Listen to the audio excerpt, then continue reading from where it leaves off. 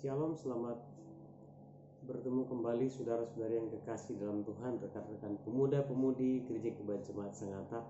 Pada kesempatan ini patutlah kita bersyukur bahwa oleh pertolongan Tuhan yang boleh memberikan kita kekuatan dan kemampuan sehingga kita menjalani hari hidup kita bersama-sama dengan Tuhan, dan sampai saat ini kita tetap diteguhkan, dikuatkan dalam iman untuk tetap percaya kepada Tuhan bahwa Tuhan akan memelihara kehidupan kita.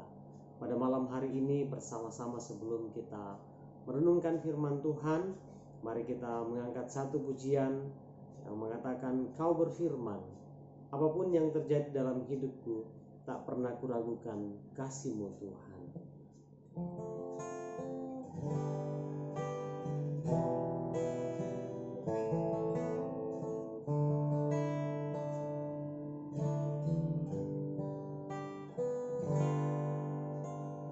Apapun yang terjadi dalam hidupku ini, tak pernah kuragukan kasih-Mu Tuhan.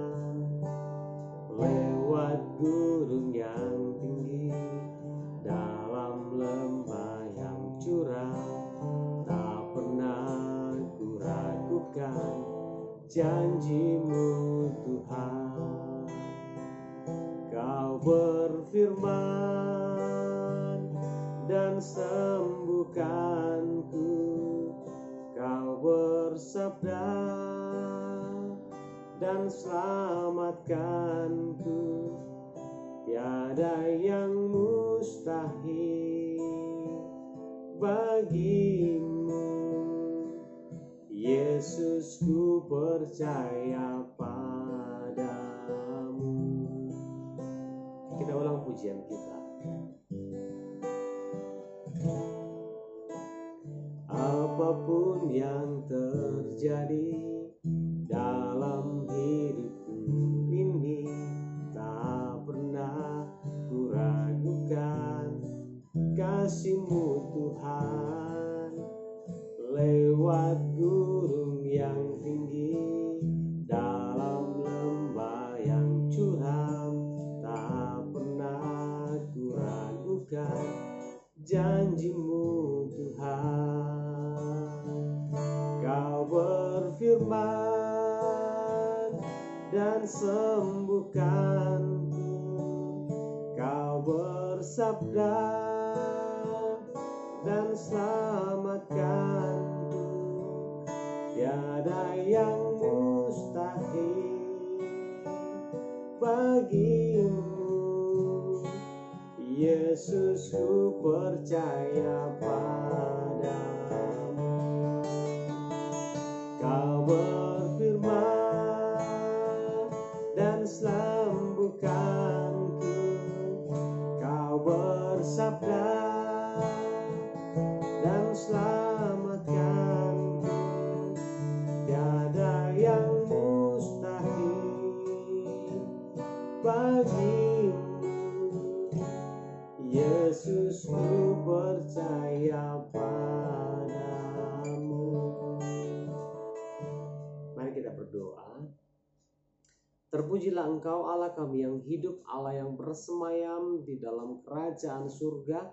Kami bersyukur pada malam hari ini, pertolongan dan cinta kasih Tuhan tetap kami nikmati di dalam kehidupan kami.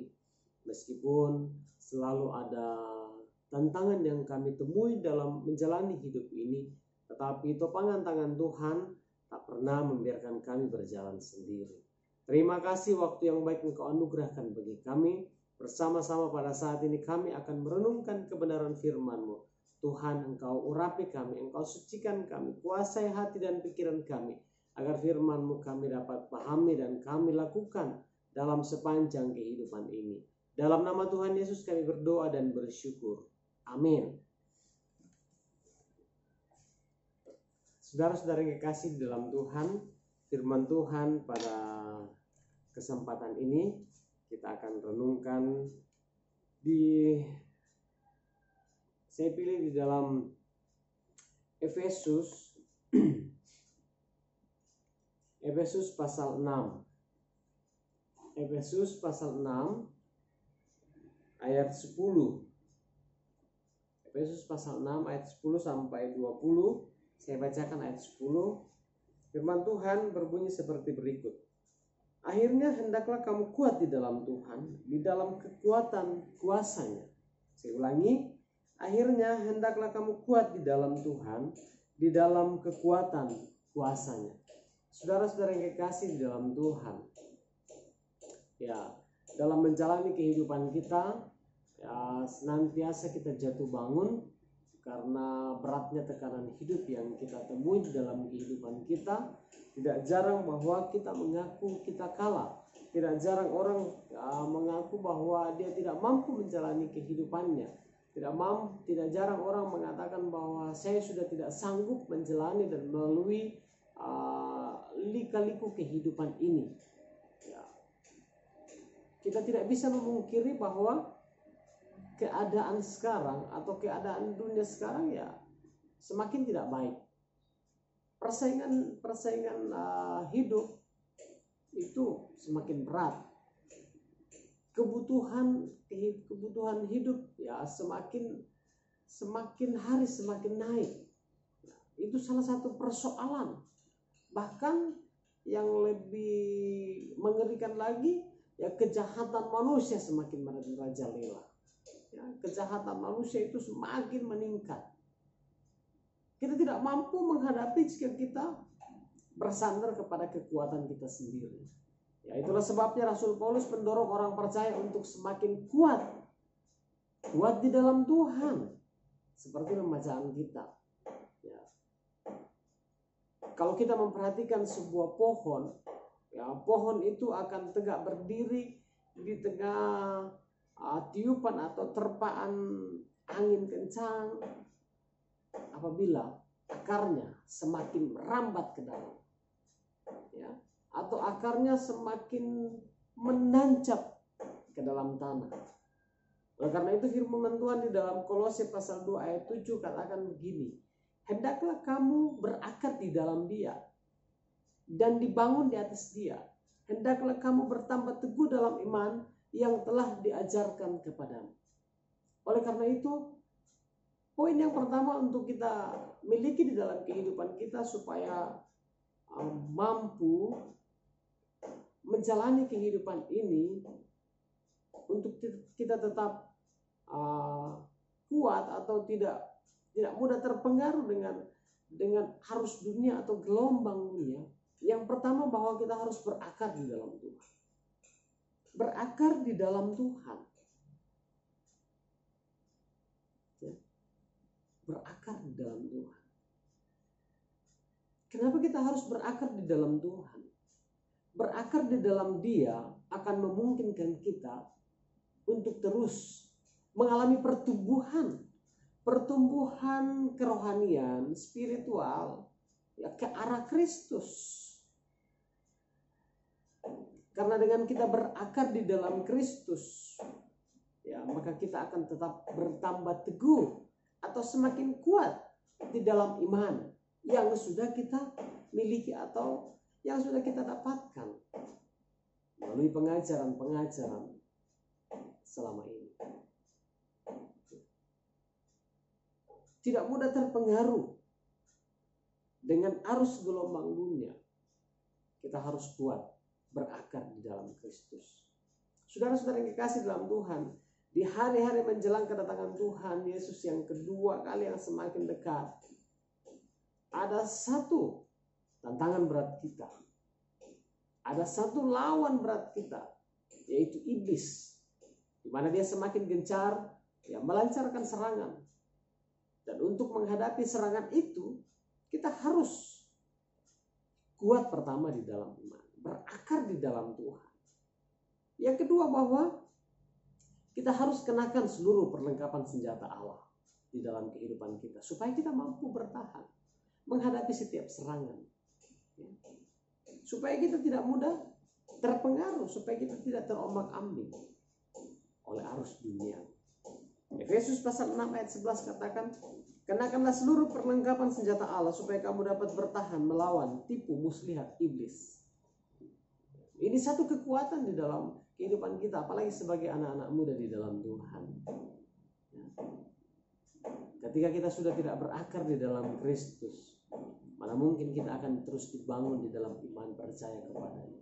Tetapi ketika kita berakar di dalam Kristus, pengajaran-pengajaran sesat yang datang dalam kehidupan kita, kita sudah punya filter dan kita tidak mudah tergoyahkan.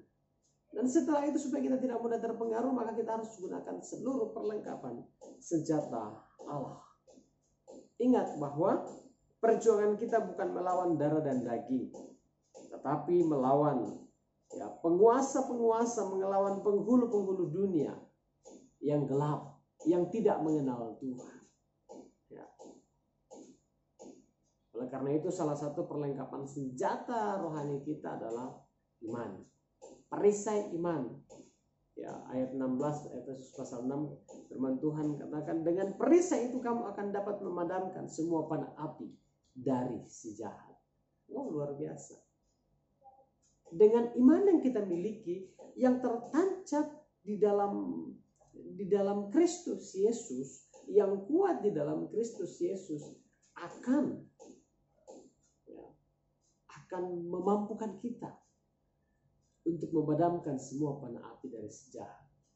Akan memampukan kita untuk tetap bertahan, tidak mudah terpengaruh, sampai kita menikmati kemenangan bersama dengan Tuhan dalam menangkis setiap serangan-serangan kuasa kegelapan.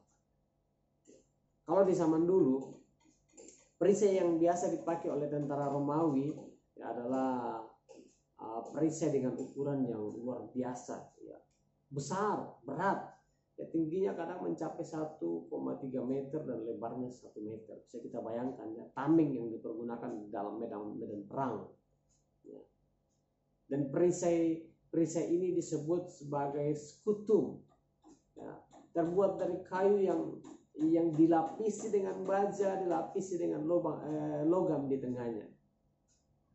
Ini adalah senjata yang harus dimiliki oleh seorang tentara, oleh seorang pejuang untuk mempertahankan dirinya, yaitu diangkat untuk melindungi bagian tubuhnya.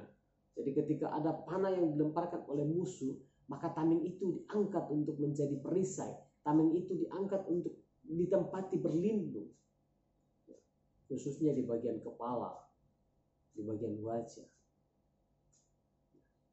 Oleh karena itu saudara-saudara yang dikasihi di dalam Tuhan, iman adalah satu unsur yang terpenting yang harus kita miliki di dalam kehidupan ini supaya kita tidak mudah terpengaruh dan supaya kita tidak terkena panah api atau serangan musuh yang dilontarkan kepada kita. Yang pertama, tancapkan imanmu di dalam Tuhan, berakarlah di dalam Tuhan. Yang kedua, gunakan perisai iman. Gunakan senjata perlengkapan yang Allah sudah berikan bagi kita untuk tetap percaya kepadanya. Kapan kita harus menggunakan perisai iman? Di dalam segala keadaan, dalam segala situasi. Karena ketika kita menggunakan perisai iman di dalam segala situasi, inilah iman yang tidak terpengaruh oleh situasi dan kondisi apapun. Seburuk apapun keadaan dan seberat apapun tantangan, tetaplah beriman kepada Tuhan. Jangan dikuasai oleh kekhawatiran dan ketakutan, tapi milikilah iman yang murni. Iman sanggup mengubah yang tak mungkin menjadi mungkin. Iman sanggup membuka jalan saat tiada jalan. Dan iman pula kita dapat mematahkan setiap serangan yang dilancarkan oleh si iblis. Pemuda-pemudi yang sama dikasihi oleh Tuhan, menjalani hidup masa mudamu, hiduplah engkau di dalam iman percaya kepada Tuhan. Karena sangat mudah kehidupan kita di dunia ini terpengaruh oleh keadaan. Entahkah itu keadaan lingkungan, entahkah itu keadaan yang semakin memburuk. Oleh karena itu firman Tuhan mengingatkan kita, hendaklah kamu kuat di dalam Tuhan, di dalam kekuatan kuasa-Nya. 1 Petrus pasal 5 ayat 9, firman Tuhan berkata di sana, lawanlah dia dengan iman yang teguh. Ketika kita berakar di dalam Tuhan, kita akan punya iman. Ketika kita punya iman, kita akan gunakan perisai. Kita akan gunakan itu sebagai tameng. Ya. Dan mempergunakan setiap perlengkapan senjata rohani yang sudah kita miliki di dalam kehidupan kita untuk mampu melawan serangan musuh. Ya. Sungguh luar biasa firman Tuhan katakan ini, ya lawanlah dia dengan iman yang teguh. Oleh karena itu saudara-saudara yang kekasih di dalam Tuhan, miliki iman yang teguh supaya kita mampu bertahan di tengah goncangan dunia, ya, dan mampu mengalahkan musuh. Ingat bahwa sebagai seorang muda, perjalanan kehidupan kita masih panjang. Ya, kita harus berjalan bersama dengan Tuhan dan tidak mudah untuk dipengaruhi oleh kuasa kegelapan. Mari kita berdoa. Segala puji dan syukur kami persembahkan kepadamu Tuhan pada kesempatan saat ini. Terima kasih untuk pertolongan Tuhan bagi kami. Kami boleh bersama-sama merenungkan kebenaran firman Tuhan. Menjalani masa muda yang ada, Tuhan tolong kami supaya kami dapat menancapkan iman kami atau pengharapan kami di dalam Tuhan. Sehingga kami dapat berdiri kokoh dan kuat seperti pohon yang menancapkan akarnya ke dalam tanah sedalam mungkin. Dan biarlah Tuhan menjalani kehidupan ini, kami mampu mempergunakan iman kami sebagai perisai, sebagai tameng untuk menghadapi setiap serangan musuh yang dilontarkan, yang dilancarkan, yang dilemparkan menuju kehidupan kami. Mampukan kami untuk dapat menjadi seorang yang lebih dari pemenang. Berkati pemuda-pemudi di tengah-tengah persekutuan kami untuk tetap hidup mengandalkan Tuhan dalam setiap pergumulan hidup mereka yang sedang berjuang mencari lapangan pekerjaan. Tuhan tolong, Tuhan mampukan mereka untuk tetap berharap kepada Tuhan. Yang bergumul mencari pasangan hidup mereka, kami percaya bahwa waktu Tuhan adalah waktu yang terbaik. Biarlah mereka tetap hidup mengandalkan Tuhan. Kami berdoa bagi saudara-saudara kami yang bergumul dengan kesehatan mereka. Tuhan memberkati mereka, Tuhan pulihkan, Tuhan jamah sehingga mereka boleh mengalami kesembuhan. Dalam aktivitas mereka siang dan malam, Engkau tutup bungkus mereka, Engkau pelihara mereka ya Tuhan dalam naungan sayap pengasihan-Mu. Sehingga mereka tetap aman, terpelihara dalam pemeliharaan Tuhan yang sempurna. Dijauhkan dari berbagai sakit penyakit teristimewa di tengah-tengah pandemi yang sama-sama kami hadapi di dalam kehidupan kami. Bapa di surga, kami datang berdoakan secara khusus buat saudari kami Debbie yang mempersiapkan diri akan melangsungkan pernikahan di hari Sabtu mendatang. Tuhan menolong dia, Tuhan memberkati dia bersama dengan calon suaminya, berikan kekuatan dan kesehatan sehingga acaranya boleh berjalan dengan baik demi hormat dan kemuliaan bagi nama Tuhan. Dan mereka akan datang membawa kehidupan rumah tangganya untuk dipimpin oleh Tuhan. Kami berdoa bagi pengurus yang ada, Tuhan memberkati sehingga dapat menata pelayanan dengan baik demi kemajuan pelayanan dan persekutuan kami di masa-masa yang akan datang. Berkati setiap anggota yang ada untuk dapat bersinergi bersama-sama untuk mengangkat setiap tanggung jawab pelayanan yang Tuhan percayakan. Terima kasih ya Tuhan. Malam hari ini ketika kami beristirahat, tutup bungkus kami dengan kuasa darah-Mu agar kami boleh tidur dengan tenang, dan besok pagi kami bangun dengan tubuh yang kuat, tubuh yang sehat, untuk dapat hidup bersama-sama dengan Tuhan menjalani kehidupan kami di dunia ini. Terima kasih Tuhan, dan pada akhirnya kami mohon biarlah nikmat dan anugerah dari Tuhan Yesus Kristus, kasih yang sempurna dari Bapa di dalam surga, tuntunan dan penyertaan Roh Kudus akan menyertai kehidupan kita bersama hari ini sampai selama-lamanya. Amin. Sampai di sini perjumpaan kita. Tuhan Yesus memberkati kita selalu. Shalom.